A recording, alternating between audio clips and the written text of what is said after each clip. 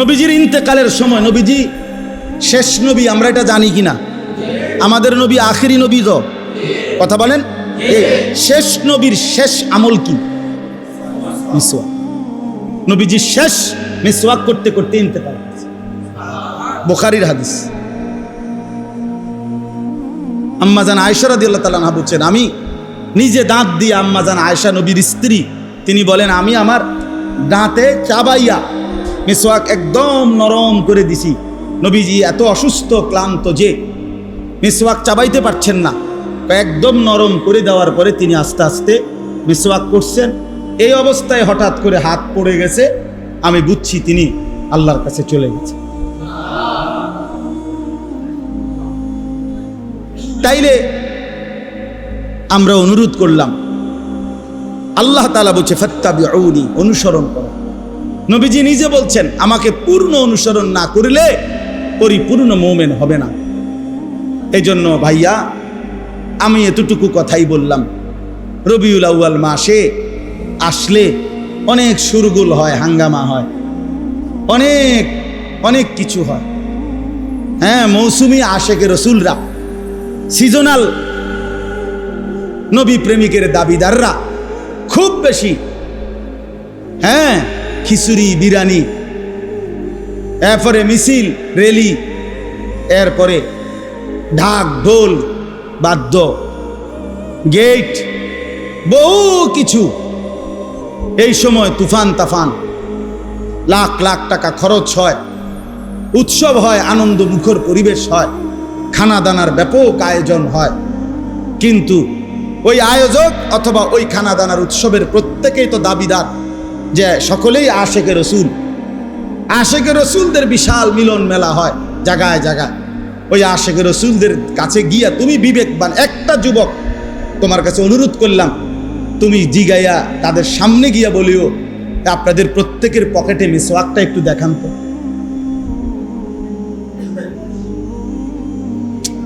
কথাটা বুঝো নাই? যে আমি সুন্নি ওহাবি বুঝি না, কৌমি আলিয়া বুঝি না, বাবুরে দাগ দরকার নাই, ফায়সালা পরে, আগে আপনাকে মেসওয়াকটা কদ্দুর দেখানছে।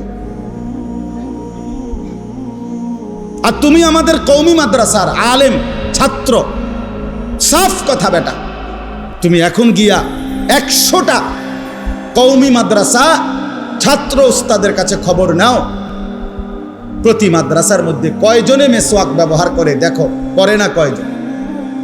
করে না হয়তো 1% 2-4 জন পাওয়া যাইতে পারে, আজকে নাই, হারায় গেছে।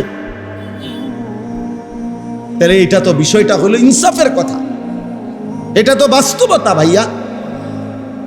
এখানে তো গালিগালাজের বিষয় না, এখানে নিজেদের মধ্যে ঠেলাঠেলির বিষয়।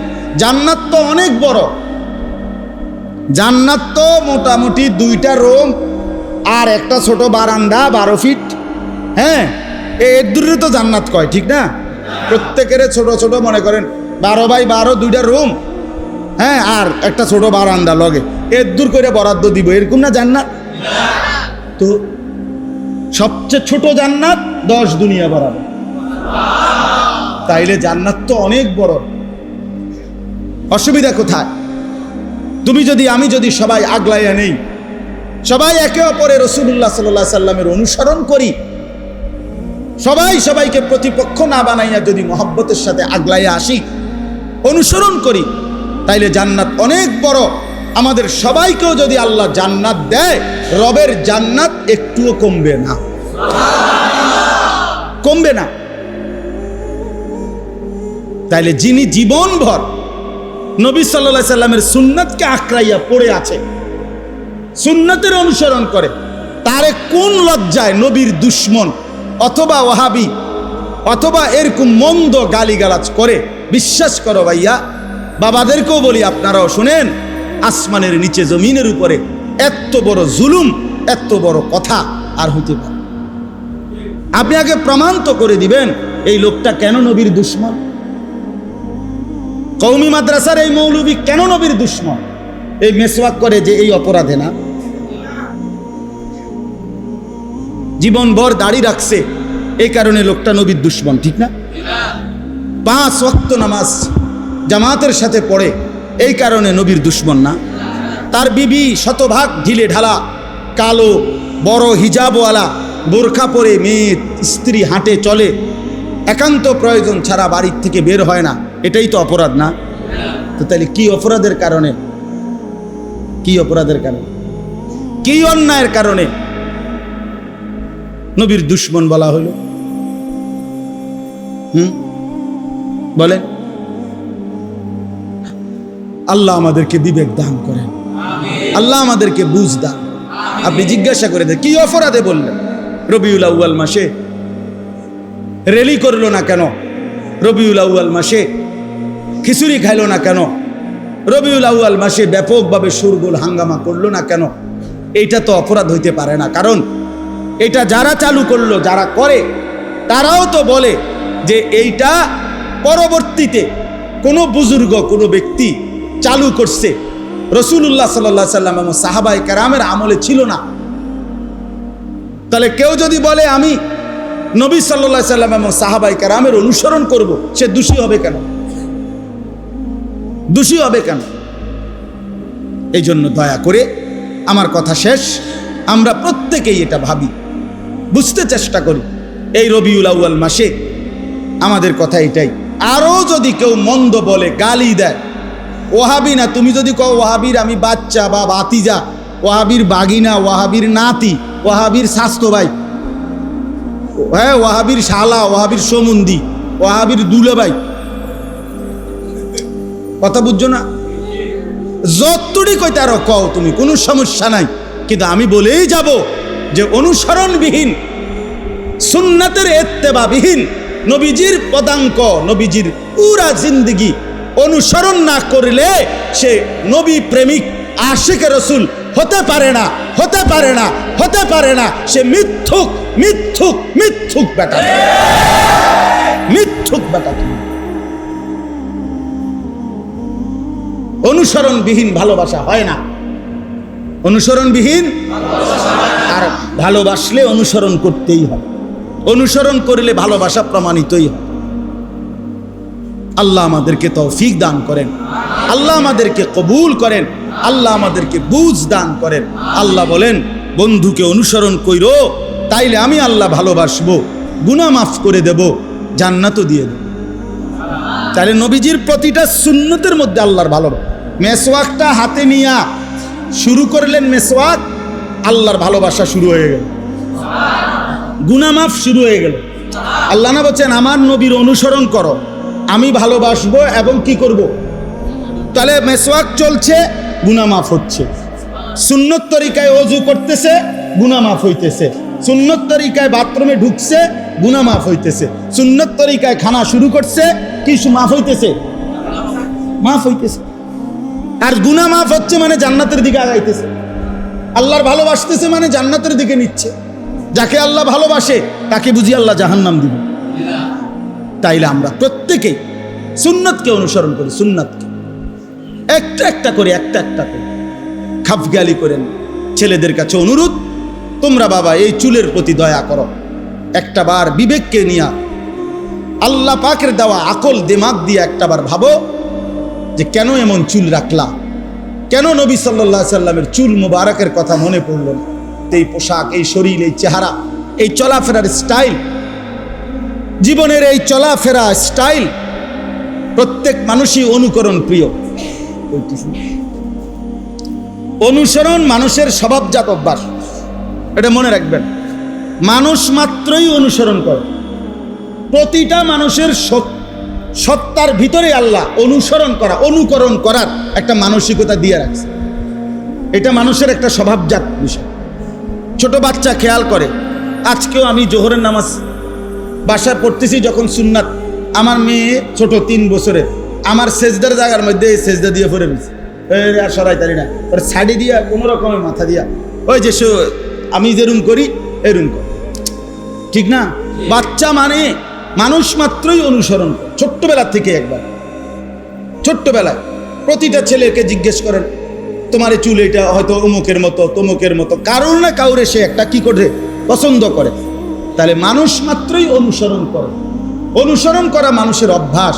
তাহলে সেই অনুসরণটা শ্রেষ্ঠতম যিনি, সবচেয়ে সুন্দর, সবচেয়ে স্মার্ট, সবচেয়ে চমৎকার, চেহারায়ও সুন্দর, আখলাকেও সুন্দর, চলনে বলনেও সুন্দর, সাজসজ্জায়ও সুন্দর, সর্বকিছুতে সর্বশ্রেষ্ঠ সুন্দর যিনি মুহাম্মাদুর রাসূলুল্লাহ সাল্লাল্লাহু আলাইহি ওয়াসাল্লাম, তাকে অনুসরণ করতে আপত্তি হবে কেন? কথা বোঝেন না? নবীজি সাল্লাল্লাহু আলাইহি সাল্লাম, তার চেহারা মোবারক, দেহ মোবারক সবচেয়ে সুন্দর, আবার তার চলাফেরা, কথাবার্তা, স্টাইল এটাও সবচেয়ে কি? তিনি হাসলেও সুন্দর, তিনি কাঁদলেও সুন্দর, তিনি হাঁটলেও সুন্দর, তিনি বসলেও সুন্দর, তিনি কথা বললেও চমৎকার, চুপ থাকলেও চমৎকার। হযরত উম্মে সুলাইম রাদিয়াল্লাহু তাআলা আনহা, আনাস রাদিয়াল্লাহু তাআলা আনহুর মা, পূর্ণিমার চাঁদনি রাতে ঘরের উঠানে দাঁড়ানো নবীজি, এই অবস্থায় একবার চাঁদ আর একবার নবীজির চেহারা মুবারকের দিকে তাকিয়ে নবীজি বললেন, কি দেখতেছ উম্মে সুলাইম? তিনি বললেন, দেখছিলাম হে আল্লাহর নবী, ওই চাঁদ বেশি সুন্দর নাকি আপনার চেহারা মুবারক বেশি সুন্দর? আল্লাহর কসম, আল্লাহি লা আনতা আহসানু মিনাল কামার, লা আনতা আহসানু ইনদি মিনাল কামার। আল্লাহর কসম নবী, আমি সিদ্ধান্ত দিলাম আপনি আমার কাছে আকাশের ওই পূর্ণিমার চাঁদের চাইতেও বেশি সুন্দর। আপনি সুন্দর। सारे दुनिया चांद की तरफ देखती है और चांद मेरी मुस्तफा की तरफ देखती है। কবি বলে, সারা পৃথিবী তাকিয়ে থাকতো চাঁদের দিকে, আর চাঁদ তাকিয়ে থাকতো নবী সাল্লাল্লাহু আলাইহি ওয়াসাল্লামের চেহারা মুবারক।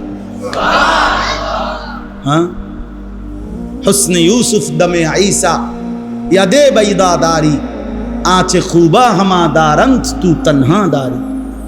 আল্লামা ইকবাল বলছে, হে নবী, সোয়া লাখ নবীদের যত গুণ বৈশিষ্ট্য একটা একটা করে যদি আপনার মাঝে তালাশ করি, খোদার কসম নবী, আপনার মাঝে একাই সব সৌন্দর্য খুঁজে পাই। সব সব সৌন্দর্য আপনার, আপনি সবচেয়ে সুন্দর, আপনার হাসিও সুন্দর, কান্নাও সুন্দর। এই জন্য দয়া করে আমরা রাসূলুল্লাহ সাল্লাল্লাহু আলাইহি ওয়াসাল্লামকে অনুসরণ করার চেষ্টা করব, ঠিক আছে ইনশাআল্লাহ। ছেলেরা ভাইয়া, নামাজ পড়ো, আখলাক সুন্দর রাখো, নিজের চেহারা সুরত মুসলমানের মতো বানাও, শরীরটাকে নাপাক বানায়ও না, পাক পবিত্র রাখো। প্রতিবার কষ্ট করে হলেও এই কথার কথা, এই যে এরকম ভাঁজ কইরা অল্প একটু টয়লেট পেপার পকেটে রাখা যায়, ইচ্ছা করে একটু টয়লেট পেপার রাখলেই পেশাব পায়খানার সময় টয়লেট পেপার ব্যবহার করলে, এরপরে পানি ব্যবহার করলে, তাইলে নাফাক হবে না, শরীর আর পবিত্র থাকবে। তখন পবিত্র শরীরে খোদার কসম ভেতরে একটা ফেরেশতা তখন আল্লাহর কুদরতে ওই ব্যক্তিকে নেক কাজের প্রতি আহ্বান করে। এই অধিকাংশ ছেলে তোমরা নামাজ পড়তে মন চায় না, বিশ্বাস করো এটার মূল একটা কারণ তোমাদের শরীর নাফাক। সত্যি আমার কথা মাইনা দেখো, তুমি যদি শরীরটা পবিত্র রাখো, আল্লাহর কুদরতে তোমার দিল থেকে ফেরেশতা বলবে নামাজের ওয়াক্ত হয়েছে, শরীর তো পাকই আছে, চলো ওযু করে নামাজ পড়ে ফেলি। কিন্তু এমনি হয় না। এমনি অনেক মানুষকে আমরা দেখছি, হ্যাঁ, বললে না হুজুর, আচ্ছা হুজুর যাবো ইনশাআল্লাহ, কালকের থেকে যাবো। কি অহন কি সমস্যা? এখন চলে না, একটু অসুবিধা আছে। কি অসুবিধা কোন? হ্যাঁ, বলতেছে না, এই কাচুমাচু করে। শেষে হুজুর একটু লুঙ্গিতে একটু সমস্যা আছে, প্যান্টে একটু সমস্যা আছে, মানে প্যান্ট একটু সিরা আর কি, হ্যাঁ হ্যাঁ তালি প্যান্ট সিরা, লুঙ্গি মানে মাথার বান্ধা লাইছে আর কি, এই জন্য একটু সমস্যা। তো তাহলে সমস্যাটা কি? সমস্যা হয়েছে মুইতা ফানি লইছে, সমস্যা এইটাই। কি লিছে না? মুইতা ফানি লইছে, এইটাই মূল সমস্যা, আর কোনো সমস্যা। এই জন্য আমরা ইনশাআল্লাহ ছেলেদেরকে বললাম, বাবা সবাই একটু টয়লেট পেপার ব্যবহার করে, পানি ব্যবহার করে শরীরটাকে পবিত্র রাখলে ইনশাআল্লাহ নামাজ পড়তে মন চাইবে। হ্যাঁ, রঙের দুনিয়া কোনো না কোনোভাবে চলেই যাবে, যৌবনও শেষ হয়ে যাবে, অথবা তার আগেই মৃত্যু হয়ে যাবে, কিন্তু অনন্তকালের আখেরাত, কবরের জিন্দেগি আর আখেরাত শুধুই শুরু হবে দোস্ত, শেষ হবে আর কোনো দিন না। এখানে সুখেরও শেষ হয়ে যায়, এখানে দুঃখ হয়ে যায়, এখানে সাজানো বাগান তছনছ হয়ে যায়। আবার এই আজকে সকালবেলাও আমরা গুমতি নদীর যেখান দিয়ে বাঁধ ভাঙছে ওই বাঁধের ফজরের পরে গেছি, আবার দেখতে দেখতে গেছি আমরা কি পরিমাণ, মানে একটা বিশাল ফার্ম, বাড়ি, বিল্ডিং, বেচারা নতুন করে টাইলসের ভবন, বিল্ডিং টিল্ডিং, মানে শুধু পানি, এই তো আর কিছু না, কোনো বুলডুজার না, কিচ্ছু না, পানি, পানির স্রোত। একটা বাড়ি দিছে, এই বাড়ি সব শেষ, সব শেষ, একবারে টিন, মানে এগুলো পোটলা বানায় লাইছে, সেটা পোটলা বানায়। হায় হায়, এই জন্য আল্লাহ বড় ভাইয়া। দুনিয়া ক্ষণিকের মধ্যে চলে যায়, ক্ষমতা নিয়া, যৌবন নিয়া, শরীর নিয়া, কিছু টাকা নিয়া মাতব্বরি করতে হবে, মাতব্বরি করতে হবে। সকালেও আমরা শুনছি আসে, 11টা বাজেও শুনছি, 12টা বাজেও শুনছি, 1টা বাজেও শুনছি, 2:30টা বাজে শুনি নাই, বুঝেন নাই?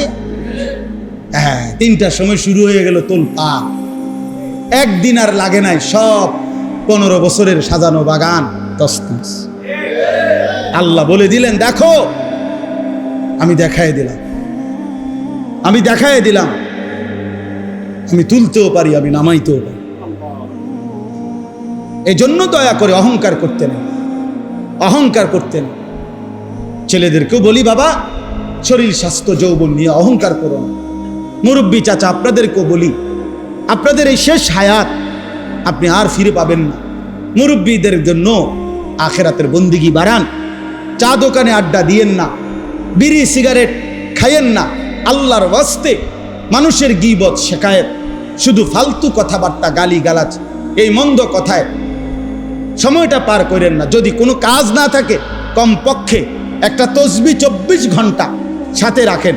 সুবহানাল্লাহ, আলহামদুলিল্লাহ, আল্লাহু আকবার, লা ইলাহা ইল্লাল্লাহ, আস্তাগফিরুল্লাহ, দুরূদ শরীফ সাল্লাল্লাহু আলাইহি ওয়াসাল্লাম।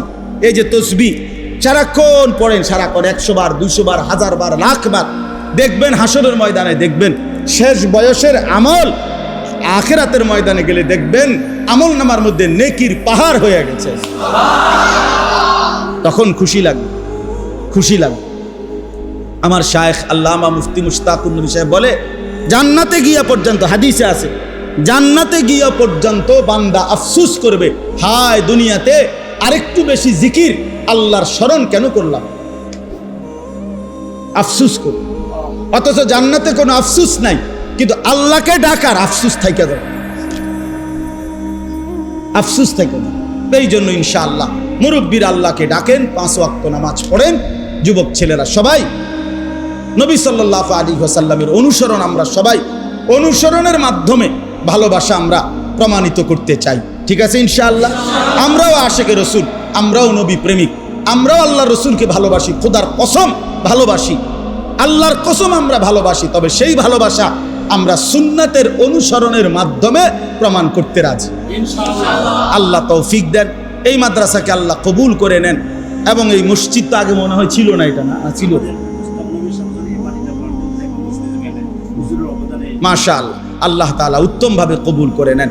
মসজিদের বাকি জরুরতগুলো, মাদ্রাসার জরুরত আল্লাহ তাআলা পূরণ করে দেন দয়া করে। ছেলেরা এখন তো মনে করো ছুটি হবে নামাজের, তাহলে তোমাদের দায়িত্ব হলো যার যার মোবাইল নিয়ে একটু সময় কি করা, আশেপাশে ঘুরতে থাকা, আর এরপরে আবার ওয়াজ শুরু হইলে তা আবার আসবা। ঠিক আছে না ইনশাআল্লাহ? এই জন্য দয়া করে আল্লাহর হস্তে সবাই ওযু করে দ্রুত নামাজের প্রস্তুতি নেই। আজান হবে তো 5-7 মিনিটের মধ্যে ইনশাআল্লাহ